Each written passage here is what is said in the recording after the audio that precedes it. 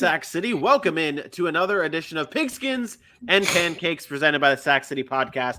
I am your host, the one and only Vinny Milani, joined as always by, well, my best friend's down there, but I can't say as always, but it might be as always. He is your boy, AJ Johnson. Below him, we do have, as always, Aaron, the Mukes, I am Mukes. And below us, we have the smoothest voice in sportscasting. He is Dylan Kearns. It is a beautiful October 2nd morning here in the city. We've got a great slate of fantasy football action and some fantasy football talk coming up in a little bit. Aaron, can you give us a status report on what your location is right now?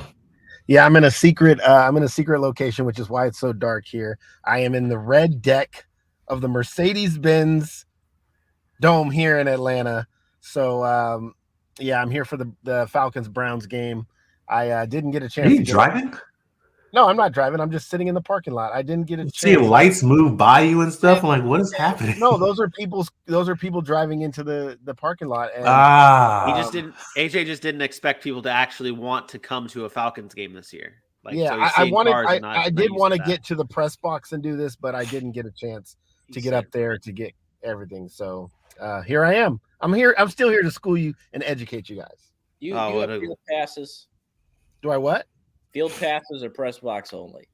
I have both, but today I'm going to be in the press box. I am watching the Red Zone channel while I'm working. I am not going to be stuck on the sideline watching the Browns and the Falcons without watching other football. So I'll be in the press box. There you go. There you go. We've got a great show ahead of us, though. We're talking rankings. We're talking sleepers. We're talking streamers. We're talking DFS. We've got an injury report to let you guys know who's active and inactive. Has anyone watched the London game? Anyone watched the London game?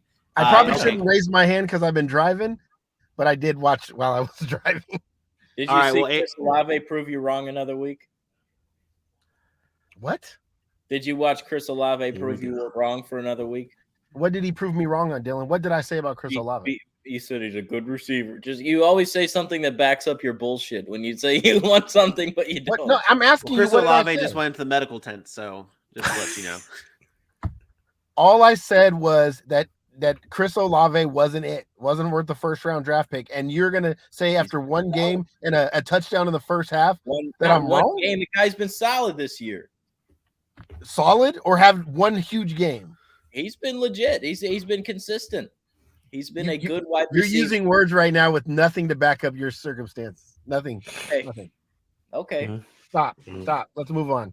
There you go. All right. Well, I was going to ask what your fantasy takeaways were from this game so far, but it's okay. That was our fantasy takeaway. We're going to get now into your rankings here. This is what we do every morning. If you're new to the show, we break down Aaron's Aaron's fantasy rankings for the week. We've got running backs, quarterbacks, wide receivers, tight ends, all that good stuff.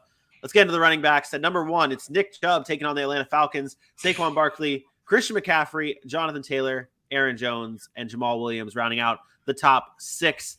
Aaron, I will start off the questioning here.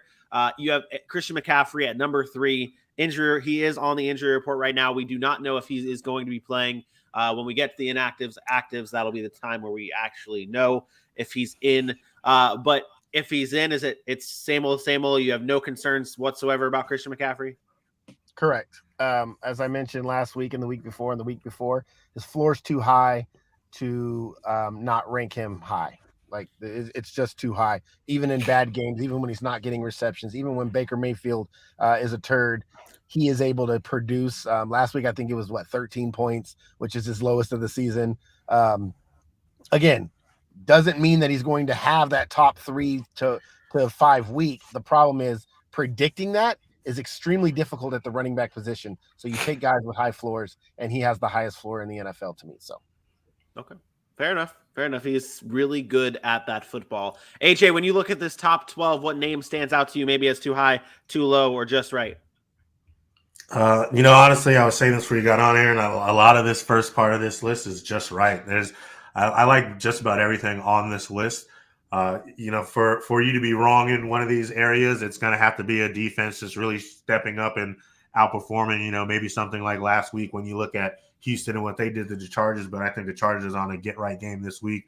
if you want to look at Austin Eckler, people are saying that he has not got to where he needs to be, but they are funneling the offense through him, whether Justin Herbert's 100% or not. So on your 1 through 12, I'm actually a fan of just about everything you did there. So I'll just give you props on this Sunday morning to start. Hopefully, as we move forward, I'll have some things to nitpick about you, but maybe you'll scroll neck down there if our wonderful host so chooses. Maybe he has some thoughts about your list. Yeah, is that so? Throw it up there, kid. Yeah, go ahead. AJ, I do want to say, AJ, just because you suck up to me on my top 10 list or whatever doesn't mean the Falcons are going to actually win because I'm here. So because you're there. Yeah, that's not the strategy. I don't worry about it. The Falcons going to win because they're the best team in the NFC, son. Yikes. Go ahead, Dylan. Okay, throw that back up there. I look at 6 here for me. I look at Mr. Jamal Williams against Seattle. I know that he's been solid, right? Obviously, the injury to DeAndre Swift, he's a lead back today, and that volume alone should put you at a solid ranking. But I think that it's a little bit blasphemous. I'll be honest here, Aaron. I think Eckler at 7 is a little bit too low. I agree with AJ a little bit to an extent there. I think Jamal Williams, you're reading too much into his volume. I know he's a great goal line back. I know he scored touchdowns in the past, and he does a lot of things well. I don't know. I think he's too high for that in a spot start today. What? But you didn't give a reason why. Yes, I don't believe the match. I think he's not a solid play today. I think Eckler's better. Eckler against Houston, he gets receiving out of the backfield. He's a legit weapon. I think Eckler is better than Williams today. I think 6 is way too high for someone in a spot start. What do you mean a spot start? Jamal Williams has been a valuable back as a backup, basically as a guy who split carries with DeAndre Swift. Austin Eckler, I agree with you. Austin Eckler is great, first of all. The problem with Austin Eckler is they can't run the football. And when you can't run the football, you can't block up front. It doesn't matter how good Austin Eckler is. The value is going to come from the receiving game. So you can talk about volume, and Austin Eckler's volume in the run game hasn't been enough for him to put him over a Jamal Williams. Jamal Williams has stood out right now. He is the number 5 running back in standard leagues, number 8 in PPR as the guy who split carries. Like, as the lead guy, you're talking about an offense that has a good offensive line, runs the ball up front, is now without Amon-Ra St. Brown and DeAndre Swift, 2 of their best weapons. They are going to have to get Jamal Williams the ball, and they run the football a ton. So I don't know how you could say Austin Eckler's floor outshines Jamal Williams's floor. Last week you wouldn't shut up about his floor. Last week you wouldn't say, "Oh, Eckler's floor, yes, he's 12." His floor is high. That's my point. His floor is high, but his ceiling right now isn't very high because of the fact that they can't run the football. I want to just jump in here. AJ said something earlier that the Chargers offense is funneling through Austin Eckler. It's true. It's true that like they're going to him a lot, but the efficiency from Austin Eckler this season and the rushing attack from the Chargers just has not been there. And that's the concern that has been swirling around Austin Eckler. But I think with him being at 7 is that floor right there, is what we talked about. Maybe it was Tuesday that we talked about your rankings, and you can't predict that kind of stuff. Like, it's, if you were to put Austin Eckler outside of the top 12 or like something like that, it's not predictable. But with what's happening with Austin Eckler in this Chargers offense, like, there's not much efficiency there. That's just plain and simple. I think Austin Eckler's ceiling is capped right now with the way they're running the football. Doesn't mean he's not a good running back. Doesn't mean he's not going to have value as fantasy production. But when you run the football as poorly as the Chargers are running the football right now, you're going to have a capped ceiling. Look at his rushing numbers. The man is averaging less than 3 yards a carry. Matter of fact, it's about 2 yards a carry. That is not going to get it done. Like, that is not enough efficiency in the run game for him to have return that value, which means he has to score touchdowns. And let's be honest, through 3 weeks, he has 0 touchdowns, receiving or rushing. So as much as Austin Eckler's floor is high because of the receiving game, and yeah, you can pretty much count he's going to get you 12 to 15 points no matter what, that ceiling is going to be capped. Whereas Jamal Williams, on the other hand, was getting these numbers on very limited carries, He's getting the goal line touches. He's already got 4 touchdowns this year, and now DeAndre Swift and Amon-Ra St. Brown ain't playing, and he has a great matchup against Seattle, who last week, by the way, gave up the biggest rush yards to Cordero Patterson. So I don't know where the Jamal Williams slander versus Austin Eckler slander is coming from, but as of right now, Jamal Williams in this position is in a much better spot than Austin Eckler. And we've seen Williams as a lead back in Green Bay step in for an Aaron Jones on a day that he's been out and he's actually taken off. So I mean, I guess I do understand that to an extent. But watch out for I do question Javonte Williams a little bit too, but that's a topic for another discussion. Let's move to the 13 to 24. Thank you. 13 through 24 here. I do want to give a shout out to you, Aaron. You gave you put James Robinson in the top 12. I do appreciate that. Hallelujah. Well, I mean, can I give you a caveat to that? Nope. 13 through 24. No. Joe Mixon played on Thursday. Dalvin Cook played this morning. Alvin Kamara is out. Whoa. Don't put Dalvin Cook in that list or Alvin Kamara in that list. You have Vikings and Saints as players on here. Well, they were supposed to all be taken out. Oh, well, you do have I believe it was Irv Smith on your tight end list. He picked the tight end list. I knew it. I was just saying, I went through most of those. I went through the quarterback, running back, wide receiver. I missed the tight ends. My bad. I have Irv Smith in my top 15. Get the hell out of here. Just move on, because you have Vikings and Saints on this list. You have Irv Smith. To be honest, that's the one I caught. I don't remember seeing anyone on the other ones, but on purpose. That's great. I'm happy for you. I'm happy that you did that 90% of the work, but you still couldn't finish the job. Going through 13 through 24 here for your running backs: Leonard Fournette, Ezekiel Elliott, James Conner, Cordero Patterson, Damien Pierce, Kareem Hunt. Round out 13 through 18. Tony Pollard. Sitting there at 24. This is his first appearance on your top 24 running backs rankings list. What do you is starting to come around? Just the volume and what Tony Pollard means to this Cowboys offense? Means to the offense, no, has nothing to do with fantasy. But I do buy into the fact that they're running the football more with Cooper Rush under center. If Dak Prescott was playing, this would not be like this. Tony Pollard would not be in my top 24. But with Cooper Rush, they run the ball a lot more. They try to run the offense a certain way, which is meaning get Zeke and Pollard involved and keep Cooper's opportunities to make mistakes limited.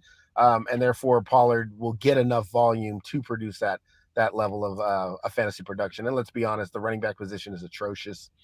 Even guys, we can go down the list of guys that I don't have on the list of the J.K. Dobbins and the Cam Akers and all guys with huge potential, but just aren't getting the volume or just aren't getting the production out of them. So you have to like what you've seen from Pollard since Cooper Rush has taken over. And I think that he'll have a role because Washington's team is not good. And Dallas seems to want to lean on the running game without Dak. All right. Yeah, Tony, welcome to the top 24, Tony Pollard. AJ, when you look at the top 24 list, the 13 through 24, what player stands out to you? Jeff Wilson Jr. Say what you will. Maybe he's in a good spot. Maybe I feel that there's a chance that he may flop a little bit harder this week. He is facing a top 10 rushing defense in the Los Angeles Rams, but the 49ers do play the Rams pretty well year in, year out. With you got another week with Jimmy G in there, kind of getting reacclimated to this offense after he didn't spend a lot of time with the ones over the first couple weeks of the season. And I don't know if you're going to be able to funnel the ball through a Jeff Wilson Jr. this week if they get behind early, if that Los Angeles Rams offense gets going early with Cooper Kupp, and if they can find their run game on the Niners. So I look at Jeff Wilson Jr. While he's the number one, he's going to have the volume. I don't know if he can have the efficiency that's going to be needed. Last week was the first week he played over 70% of the snaps. And you know how Shanahan likes to do with those running backs in there that he does have. So I look at Jeff Wilson Jr. There's potential, but there's also potential to go the other direction and drop out of the top 24. I am maybe a low-end flex play on a Jeff Wilson. Well, they don't have any other running backs right now, so that's the problem. All their running backs are hurt, so that's why it was the first time he played 70% of the snaps, is because there's nobody else to give the ball to. Right. I think this is a matchup-based thing. The 49ers have always been more physical than the Rams. It's a division game. They love to run the football right at them, and the best way to beat Aaron Donald is to run right at him because he tends to get upfield too fast. I think that they're going to run the football. Jeff Wilson's a really good goal line back, probably falls into the end zone in this game at some point, and if you can score a touchdown and he gets 50, 60 yards on the day, it's going to be sitting right around 12 to 15 points, and I think that'll be enough to get you in the top 24. It's really what happened. Bring on Jeff Wilson. What was it last? Was it last week? I don't remember if it was last week, Vinny, or where we kind of went through the players and the leaders and where they kind of finish at the running back position in the fantasy return. Pretty sure it was this past Tuesday. Yeah. So if you're bringing in, 15 points or close to 15 points, you're going to be a top running back. It's sad, and I know it doesn't always seem like that, but it's the truth that happens. And I think that's really how I gauge my rankings kind of here from here on out, especially at the running back position. I think it's important to understand that if you're getting to that 12 to 15 point marker, you probably have a good chance at producing top 10 to 12 running back numbers. Yeah, that's just the way the running back position is. Like that's it. We started seeing that trend last year, I feel like, towards the end of last season, and the way things kind of shaped out last season, we were starting to see guys slip in there that didn't have fantastic weeks, but just did enough, and they ended up as top 24 running backs. And I feel like it's continuing this week. And your running backs, I was going to say 12 points last week was top 24. Yeah, so I mean, that's just the direction we're going in, which means getting your running backs early in drafts are becoming more and more priority. Just saddling the big guys, even though some of the big guys haven't even showed up. Dylan, what were you about to say? I thought Kareem Hunt was perfectly ranked at 18. I think you look at that. Out of all your rankings today, I've seen all of them. I think 18 is exactly the right spot for Kareem Hunt. I think you nailed that. I do question a little bit of Miles Sanders. I think he might be a tad low, but I see why he might have him down after a bad week. But I think the trust of Miles Sanders is always tough. He's so freaking annoying. Yeah. So annoying. I mean, that guy, if he doesn't score, you're like, damn it. I mean, not to mention your boy's defense is actually pretty decent so far this year, but not on that back end. But that front seven's been looking pretty stout. Who are you talking about? The Jags defense. I didn't hear. Yeah. I'm sorry, I didn't hear. Yeah. I said his boys. I was trying to get him to give props to his team, but he'll never actually do that. So the red deck. Jesus. Stop it. All right, we're moving on to your wide receivers 1 through 12 here, headlined by Stephon Diggs, Cooper Kupp, Justin.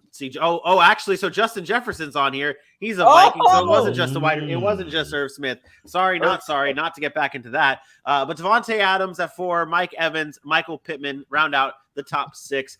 My first question would come to Stephon Diggs against Baltimore. How confident are you in Stephon Diggs this week? Not obviously you're starting him. Obviously he's the top guy, but I feel like at least for me, when I look at Baltimore as a matchup, I'm like, oh man, I don't know if I like this matchup a lot. Obviously you're starting Stephon Diggs. Don't get me wrong, but my question is, where is your confidence that he will finish as the number 1 wide receiver today in fantasy? Out of 10. Okay. All right. I put him on my list for a reason. You're asking the wrong question. Say you don't like it, Vinny. Take a stance and say I hate him at 1. No, I don't hate him. I don't hate him at 1. I'm just trying to do my job as a host to talk about a player who I've not seen anyone have Stephon Diggs at number 1. I've seen people have him much lower than 1 outside the top 6. I've had that. I've seen that. That's why I'm asking this question, because I know. And I get it. Maybe it's just the way you're wording the question. Like when you ask me my confidence level, I'd put him at 1. So obviously I'm super confident in the fact that he finishes at 1. So basically all these players on your list, you're 100% confident that each of these players finish at that position. Oh my God. You are right now you're acting like a child, Vincent. Here we go. What I'm saying is if I choose to put Stephon Diggs at 1, I'm highly confident in the guy. He's obviously one of the top receivers in football. We all agree on that. He's obviously been pretty much matchup proof. I think we can all agree on that. So if you were looking for me to have some in-depth analysis as to why he's going to be the number one receiver, there's not. He has Josh Allen and nobody else does. He's a great receiver, and with a great quarterback, doesn't matter who he's playing. I was hoping you'd go more so in the fact that where the Ravens defense and secondary has stood against fantasy wide receivers this season. No, because it doesn't matter. That with certain teams, that matters. With certain guys, that matters. With Stephon Diggs, he's matchup proof. I don't care if they have the best secondary in football. He's going to be a top 3 to 5 receiver every single week because he is matchup proof. It's like Cooper Kupp, to be honest, at this point. Got to start him every week. You're going to have him ranked high every week because he's matchup proof. The Baltimore Ravens, despite them giving up all those yards to the Miami Dolphins, I believe the Baltimore Ravens have a good secondary. I just believe it's not going to matter against Josh Allen and Stephon Diggs. That may impact the rankings of a Gabe Davis. That may impact the rankings of an Isaiah McKenzie. But when I put those players at the top, which is why I think we do have more conversation about mid-tier guys, is because those guys are most of the time pretty much matchup proof. And when we talk about rankings, we talk about really who are we deciding between. Stephon Diggs is a starter. We know that. But who are we really making those decisions between? Is it that 9-10 guy versus that 16-17 guy that may have a better week this week? I just think with Stephon Diggs, it's pretty self-explanatory. He's great. He has a great quarterback, and it doesn't matter who he's playing. AJ, who stands out to you? Really wasn't coming at you. I stand out to me at number 8. AJ Brown, he's my pick on this list to fall into the top 5 today. I did just give your Jaguars props on their front 7 defense, but that secondary still is up and down. They're allowing about the 12th, 13th most points. And I know that's mid-tier, but mid-tier for an A.J. Brown, I think is going to be enough for him to eat. Now, you look at the last weekend, it was all about Devontae Smith. And I think it was really important to get Devontae Smith going after his first week that wasn't that great. But I think A.J. Brown gets back into the fold here. I mean, he's played 80% of the snaps each week. He's had double-digit targets in 2 of the last 3 weeks. And I think with those double-digit targets, you're going to see more than the 5 receptions he's put up in week 2 and week 3. I really like A.J. Brown today. I think they have a good, solid chance of airing the ball out a little bit more today and then letting Jalen Hurts do more of the running than Miles Sanders or a Kenneth Gainwell, so to speak. Dylan, do you have any players you don't like on this list? I actually think you did a solid job here, Aaron. I think you actually did a good job, maybe for once, but maybe CD Lamb is. I guess the matchup's nice, and yeah. I mean, I can't fault anything here. What about here?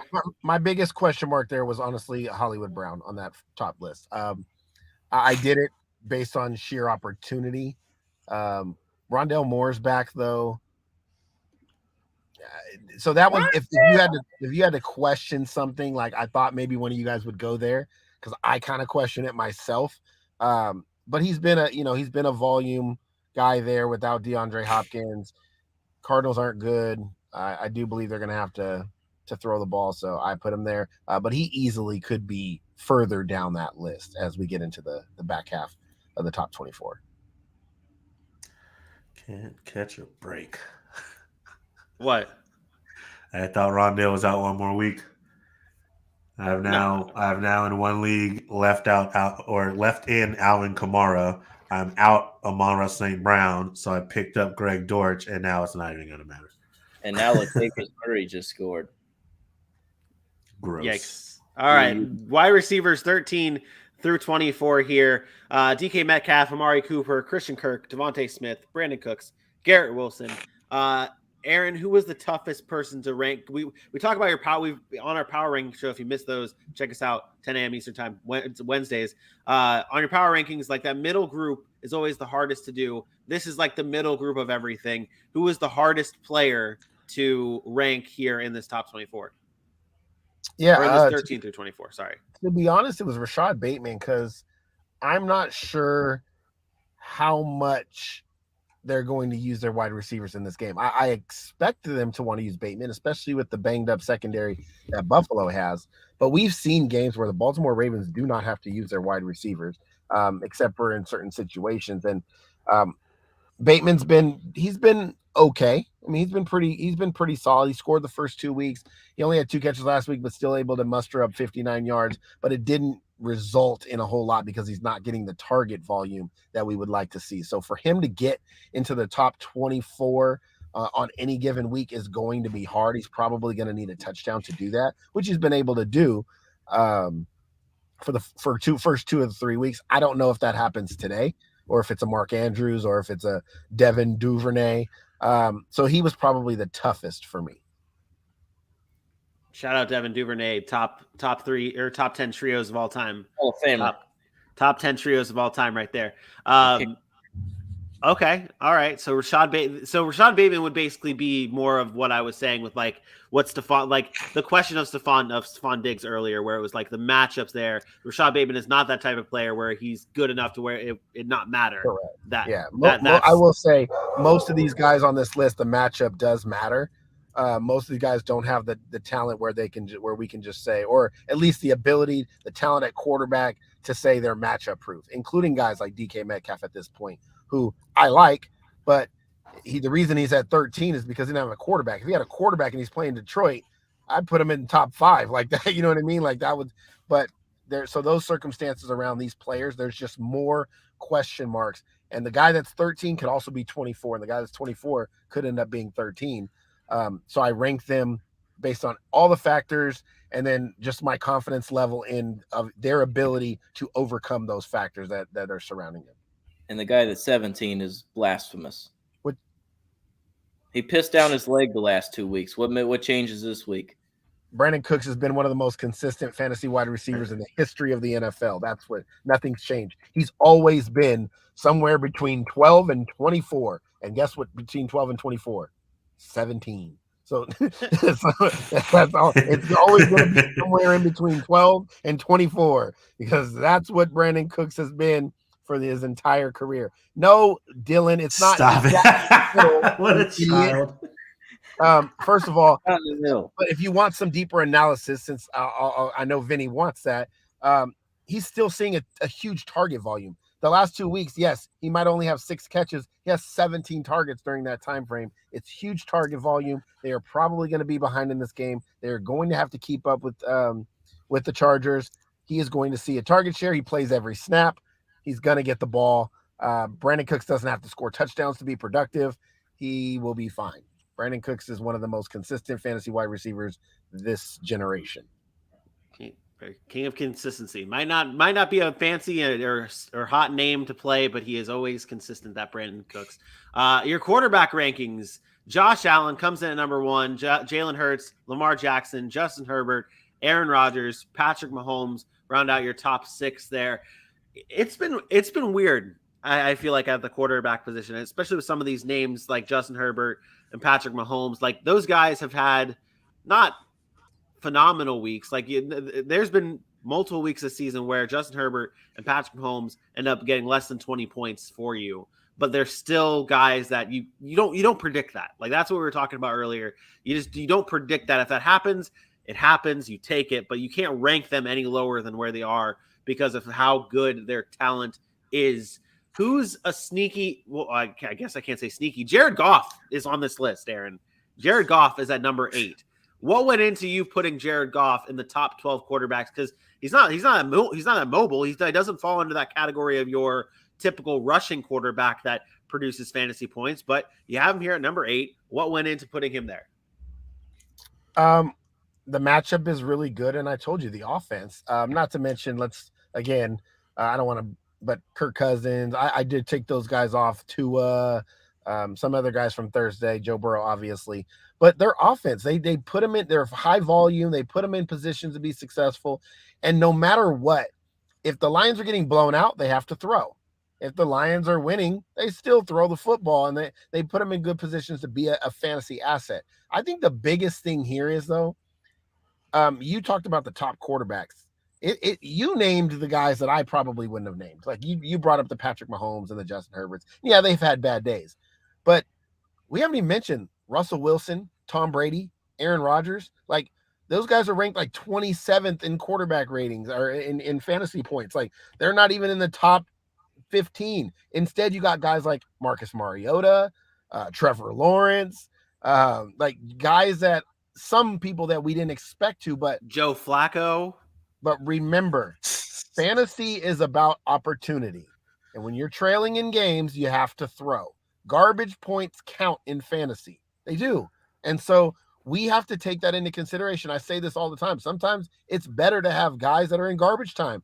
Are you defenses get relaxed? Are you taking that into consideration here, though, with Jared Goff? No, Jared, this is just a great matchup to me. I liked what Marcus Mariota was able to do last week against Seattle. They were able to run the football. I think Detroit's offense has some potential here to have a big game. They are one of the highest scoring teams in the NFL right now. And yes, they are missing their two biggest weapons, and that hurts. When I ranked these, I'll be honest, I forgot about Amon-Ra St. Brown possibly not playing, and he didn't play. That hurts him. But I still think Ben Johnson can have this offense against a bad Seattle defense, a bad Seattle offense, giving them more opportunities to put him up there. Maybe he doesn't get to where I have him, but I do think he has a good fantasy day today.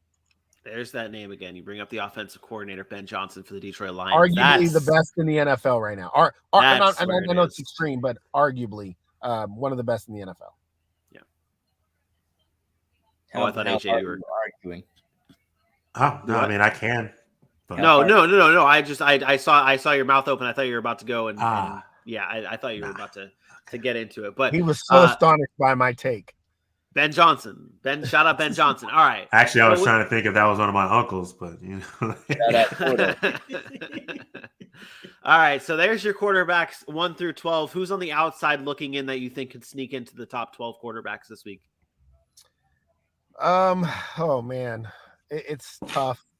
There's a lot of. I honestly want to say like a Jacoby Brissett or a Marcus Mariota. But I'm actually going to go with Marcus Mariota. There is something to be said. I talk about this all the time about rush yards. And he's done a really good job of using his legs, which we knew he would be able to. But he's had 15 or more fantasy points. He's the number 14 quarterback overall so far this year. And he's been able to run. He's had 6 carries in each game. He scored 2 touchdowns on the ground. I think he's just somebody that has the potential to get a lot of rush yards. No Myles Garrett, no Jadeveon Clowney against a defense at home that's missing some key pass rushing pieces. I'll say Marcus Mariota. Okay. That's it. That's interesting because you normally yell at me and joke around about how like the person to get into crack your top 12 that's not there normally falls into your 13, 14 spot, somewhere around there. And you did send your rankings that have 1 through 15. You didn't pick 13, 14, or 15. Nope. That's interesting to me. And that's how the quarterback position is this week, this year. Those type of guys that you could have at 20 or 17 or whatever number outside the top 12 sneaks in to your top there. The tight ends, it's the same as it always is. There's nothing special about the tight ends. Travis Kelce, surprise. Mark Andrews, shocker. Darren Waller, oh my. George Kittle, ooh, who would have thought? Kyle Pitts, Dallas Goedert. I really should just flip this to like do 7 through 12 here. Pat Freiermuth, T.J. Hawkinson, Tyler Higby, Zach Ertz, Gerald Everett, and Irv Smith Jr. AJ, any thoughts on his top 12 tight ends here? Or is this same old status quo? Tyler Higby has been trending upward, if I'm not mistaken. That's a guy who's been playing a ridiculous amount of snaps, getting a ridiculous amount of opportunity. Last week, he didn't get as many targets. The first 2 weeks, 20 targets, and then dropped down to 4 targets on week 3, but he made the most and caught 100% of those targets. If the San Francisco defense does what they do best against the LA Rams and find ways to lock them up in their go-to areas, Tyler Higby's another guy who can be seen to get a lot of opportunity today. They may find ways to get him open and get him the ball early often. I like Tyler Higby. He might be one of those guys that hops in if one of those top 6 have a flop day. So if you have Tyler Higby, he's probably your only tight end on your roster anyways, and you're firing him up. But enjoy Tyler Higby today, in my opinion. There you go. Fire up your Tyler Higby. That's your tight ends. Dylan, did you have anything on the tight ends you wanted to say before we? Okay, great, fantastic. Let's move on.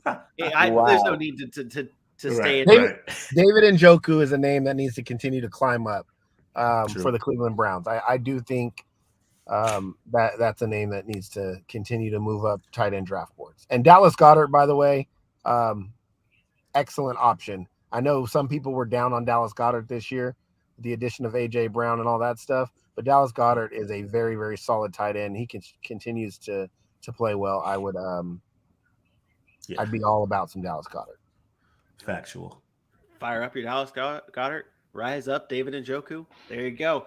That does it, though, for our rankings for week 4. Let's get in to the injury report.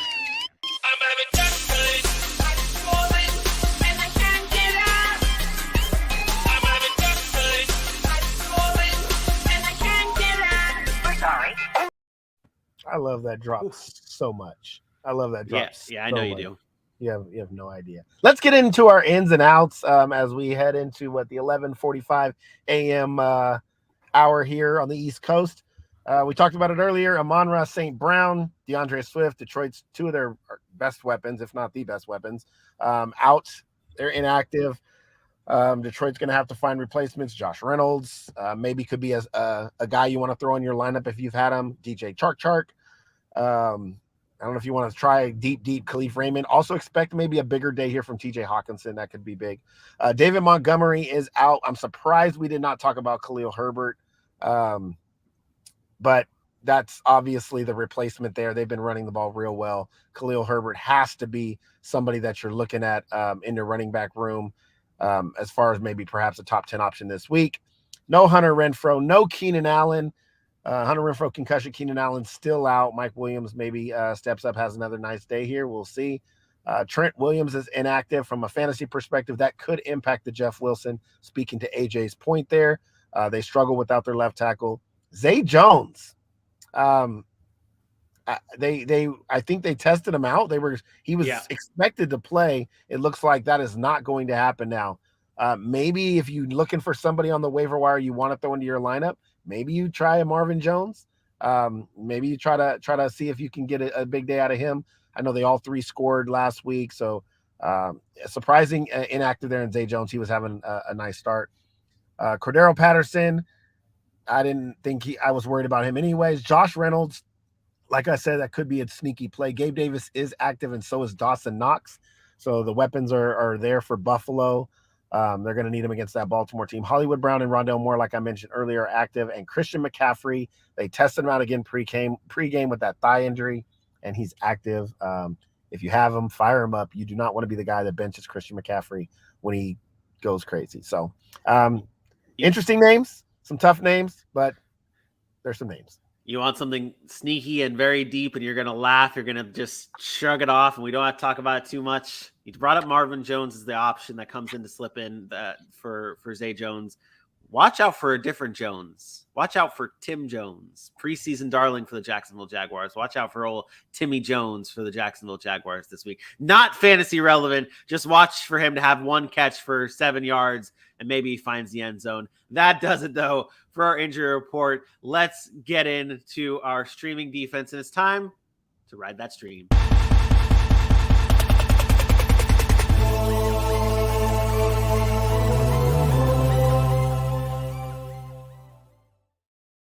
Oh, shit.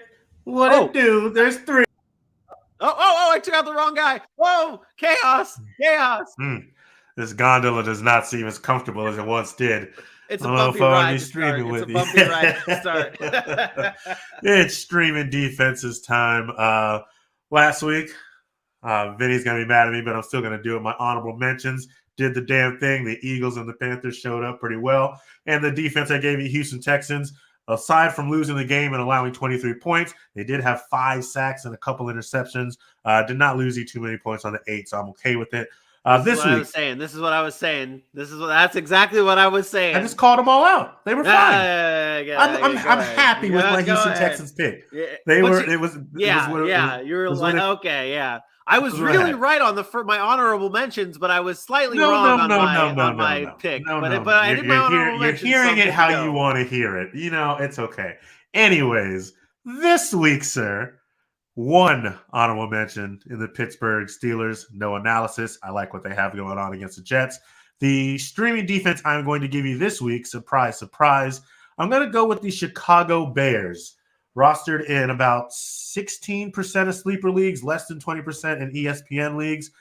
Their defense is one of the only things they really have to hang their hat on. They're up against the New York Giants this week. And what you're looking about, what I talk about with the defenses, you need to get into the backfield, you need sacks, you need turnovers. They have had multiple sacks in 2 or 3 games this season. They've had multiple turnovers in 2 or 3 games this season. Up against Daniel Jones, who is prone to both of those things. He averages nearly 3 sacks a game in his career. Doing better not turning the ball over, but the Chicago Bears have a chance to change that around. Both of these teams have played nothing but close games this year, so that's going to allow these defenses to really go at it. If you are looking for a defense and all the good ones are gone in your league, look at Chicago Bears as a possible option against the New York Giants. You may be worried about Saquon, but outside of that, I don't know where they're going to find consistent weaponry. So I will go with the Chicago Bears this week as your week 4 streaming defense. Peace out! There it is. I'm getting a little sleepy. I think it's time for Sleeper Watch. And now for your sleeper of the week.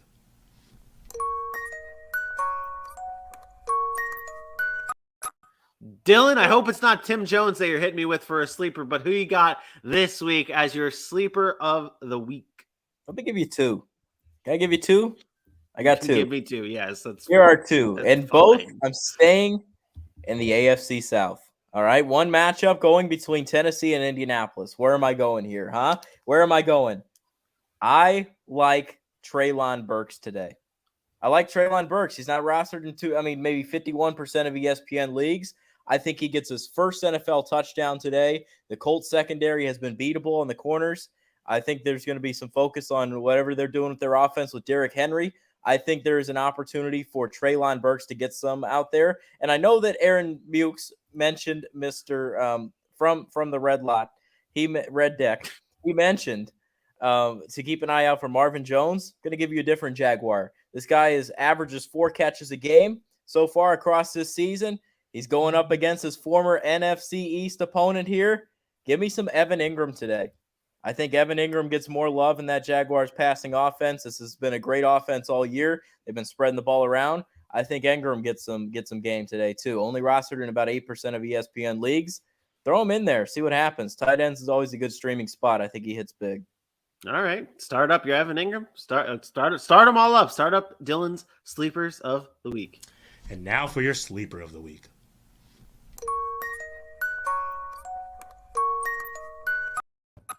That was my little segue and transition into our Draft Kings. It was like a close, but then I was like, oh, AJ did it now. So it's just, I don't. Yeah. All right. That was sleeper. That was streamer. That was injury report. It is now time to get into our Draft Kings showdown. AJ, you won last week. You get to decide the order. Aaron, I believe AJ now probably is really creeping up on the lead for most points. Is that a thing? He's right back in it. He's at 300 points. That's insane. I'm at 359. Dylan's at 339. Vinny, you're at 358. You're 1 point behind me. So, and then he's at 300. AJ's at 300. So without a week where he didn't even participate, AJ's back in this thing. It's awesome. I don't know why I lose so much. It's every week. Well, Dylan, you suck at fantasy. Everything you're not a good you fantasy suck. player. That's why. But I just don't understand. Like every time, like I check like 3 o'clock, I'm like, oh, I wonder how I'm going. 4. I wonder how I'm doing. 4. Like 4 of 4 every freaking time. Because you're not good at fantasy. The night before, like I'm seeing Tarico and all that bullshit. I'm like, let me take a look. 4. Just don't look. Just don't look. Maybe it'll get better. AJ, you get to decide the draft order though. Who goes first? Second, third? I'm going to help you out, buddy. You're going to go first today. You're going to get the first pick.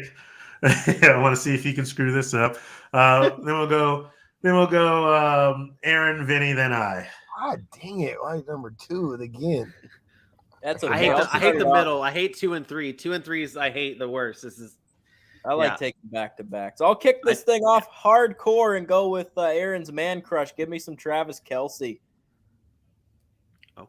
Okay. This is side man crush.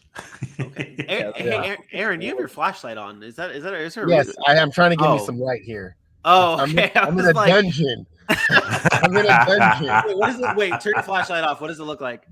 No, it still gives me. It's still light. It's got light behind him. Oh, I was found a good spot for lighting. I was wondering if it was actually like pitch black dark, like this man here burning his car battery for us. That's dedication. My car battery? Oh, the wagon. You got to drive the wall wagon, baby. Wall wagon. What, ho? He's allowed to say it. He's allowed to say whatever he wants. Travis Kelce's your first pick. Aaron, you're on the clock. Dylan, you're an idiot. My first pick today is going to be Nicholas Chubb. Smart move. I will go with I will go with your other number one in your wide receiver rankings. I am going to go Stephon Diggs in a game that I think it's going to be a shootout, and Stephon Diggs is going to get 2 touchdowns. All right. I am going to nab the opportunistic running back of the day in Jamal Williams from Detroit against Seattle, and because I'm believing in it, I want to make sure I end up with him again. Give me QB Jalen Hurts, and I'm gonna lock that in against some Jacksonville Jaguars. An expensive QB for the week, but he's been producing, so I'll take him at 8,200 this week. I'll go with a running back that I think has a lot of value. Still, I don't get why he costs so little. But I will go with Damien Pierce going up against the Los Angeles Chargers. I think he's a great running back, and Houston's starting to figure it out. To give his carries are up, and it's going to continue here against the Chargers. Give me Damien Pierce at 5,600. I will take Saquon Barkley. Ooh, look at you. Wow. Okay. Heavy hitters at the running back position for Aaron. Chubb and Barkley. Now I'm on the clock for 2. Yes, sir. Okay. Give me Austin Eckler and Leonard Fournette. Okay. All right. I like it. Another heavy hitting running back group. Landry I will take Mr. Where is he at? God, I hate when they I got to type in his name because you can sort by game. It has like depth charts up at the top, I will take Mr. Khalil Herbert. Good pick. I'm just gonna do it. I'll go with my tight end here. I will go with TJ Hawkinson. I think that with all the weapons that are not there in Detroit, I think he ends up having a good day. Give me some TJ Hawkinson. Yuck. Okay.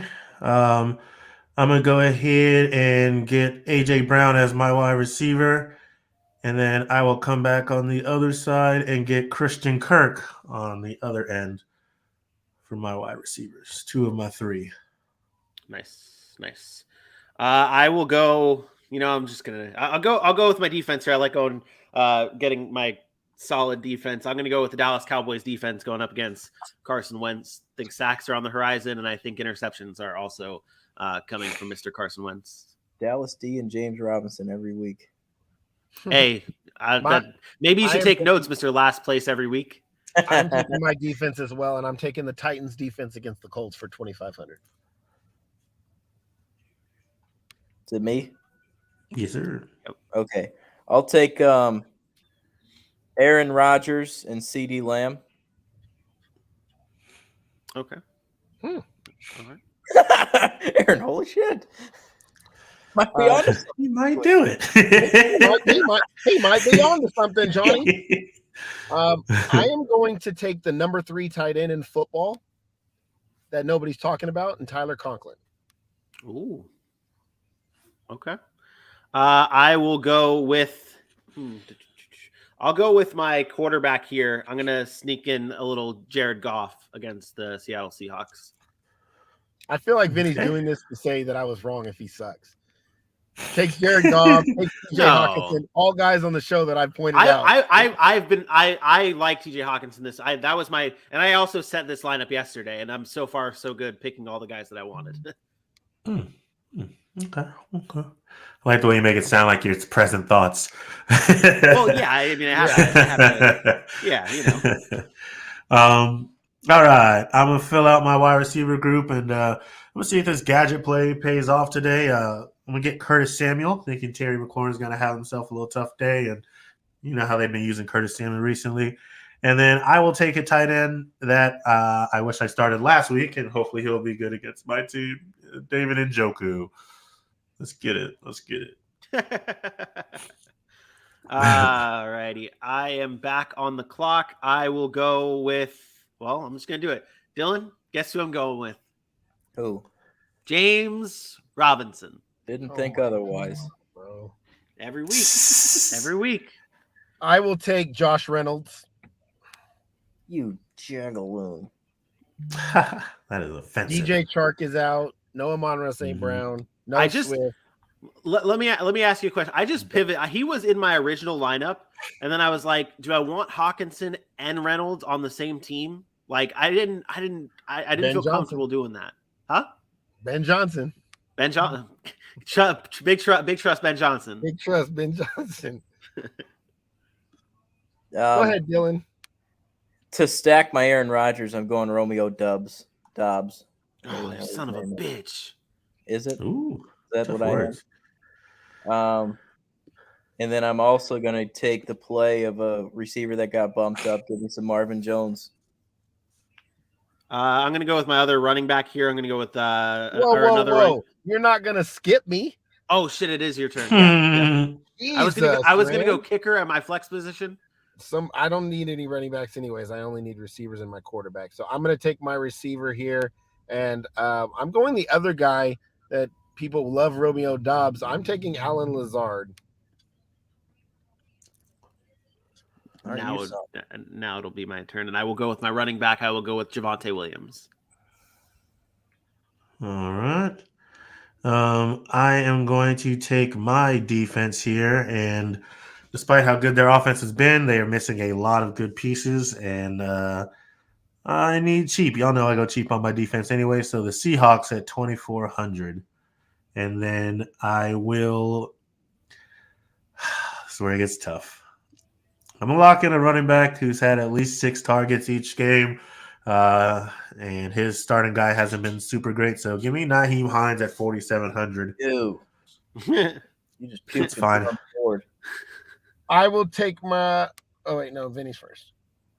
Yeah, you're not going to skip me. I will go with Elijah Moore.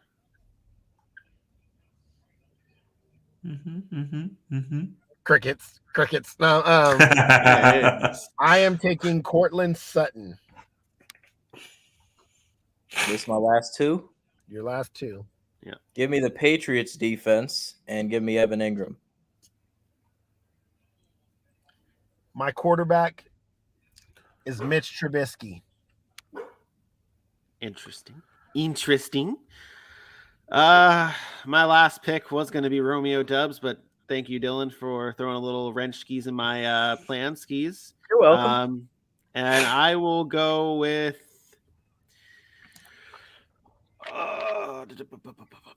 man, Cousins even sucks in a big-time game overseas. Yes, he does. Kirk Cousins, not good, Bob. Not good. I'm going to do this one for Dylan here. I'm going to go with Devin Duvernay. Cardi? Me? Yes. Cool.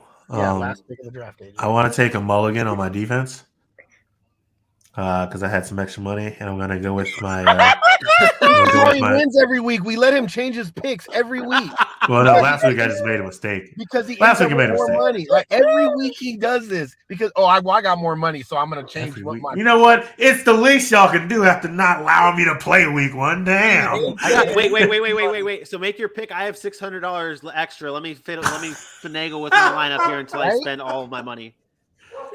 Feel free. Anyways, I'm gonna change to the stream of defense of the week that I had was the Chicago Bears. And then my last pick is going to be Noah Brown from the Dallas Cowboys. Ew. Well, it's a good thing Michael Gallup's back today. Yeah, that's why I'm avoiding Noah. I had Noah Brown in my lineup yesterday, and then I saw the report that that Michael Gallup was in, and I was like, oh, I don't know about that one. But still, Noah Brown has a connection with Cooper Rush, so maybe that's the thing. I think went well. Get to his doctor in our comments, MD. No. Man, MD Jamal Uden, don't nobody care where you watch the games at. We all watch on the Red Zone channel, man. Get Subscribe on to our here. shit first. You should have left them on there so I could talk some shit. I didn't block them. YouTube blocks them and they recognize spam. That's it. Yeah, That's it. I set an algorithm to recognize the crap. No, I'm playing. All right, I'm about to say, let's do it. let's go through your lineups here, gentlemen. Dylan, you got the first pick. Go first. I did. I went Aaron Rodgers as my quarterback, Austin Eckler, Leonard Fournette. Talk about two straight backs, right? Then at the wide receiver, CeeDee Lamb, Marvin Jones with opportunity, Romeo Doubs off a good week, right? Travis Kelce, Evan Ingram, Pat D. That's my best lineup all year, boys. Yeah, okay. No, Still starting two tight ends every week is not going to cut it, fool. This time around, though, I think Dylan made an adjustment, though. He's starting to make adjustments because last week it was like good, bad, and we're like, oh, it's not great, and it went bad. So this time he went good, bad, good, bad. There's only two tight ends in the league that have more than 38 points through 3 weeks. That's like there's some means tight ends are only getting you the max 12 points outside of Kelsey and Mark Andrews. Andrews. Not good. Not good, Bob. Fortune cookie logic. Yeah. Aaron, not what's your good, team Bob. looking like? My team, Mitch Trubisky at quarterback. Weakest part of my team there. Saquon at running back with Nick Chubb, Alan Lazard, Josh Reynolds, Cortland Sutton, Tyler Conklin, Khalil Herbert, and the Titans defense. Chalk it up as a dub. Just like every week, and then he loses, and it's like, oh. And yet I'm still in first. But yes, I'm still in By first. technicality, yes. What do you mean by AJ being defeated? Oh, by now technology. you want to defend it. Oh, now you want to No. defend AJ. Okay, yeah. No, I just want to shit on your team. Yeah. That's all I want to do. It's a good team. Let me It's a good guess. team. Hold on, I can guess Vinny's team. James Robinson, Damien Pierce, the same damn team you had last week. Cowboys defense. Well, I am 1 point behind you in the leaderboard, so I must be doing something right. Jared Goff, Damien Pierce, Javonte Williams, Stephon Diggs, Devin Duvernay, Elijah Moore, TJ Hawkinson, James Robinson, and the Dallas Cowboys defense. And Jalen Hurts at quarterback. Yeah, I'm actually going to change my running back because I actually don't have any money and I wanted to have some left over. Jalen Hurts at quarterback. I got Jamal Williams and Nyheim Hines at running back. Oh, I'm looking like Dylan. A.J. Brown, Curtis Samuel, Christian Kirk at my wide receiver group. David Njoku at my tight end. Noah Brown in my flex. Anyways, and the Chicago Bears as my streaming defense of the week. Keep calm and let A.J. handle this. That's how you chalk up and down, baby. I think this is So I had your worst team of the $600. year. I had $600 left over. Can I switch Elijah Moore to DJ Moore? It's just a few letters. Yes, please do. Just a few letters. Please do that. I would love for you to do that. Just a few letters. That does it for another episode of Pigskins and Pancakes. We'll be back again live at 10 a.m. Eastern time tomorrow morning, recapping all the action from Sunday, Week 4 football. Until then, though, for your boy AJ Johnson, for my best friend Aaron Mukes, and for old Skronecki himself down there, Dylan Kearns, I am me. We will see you tomorrow. Peace out. Bye.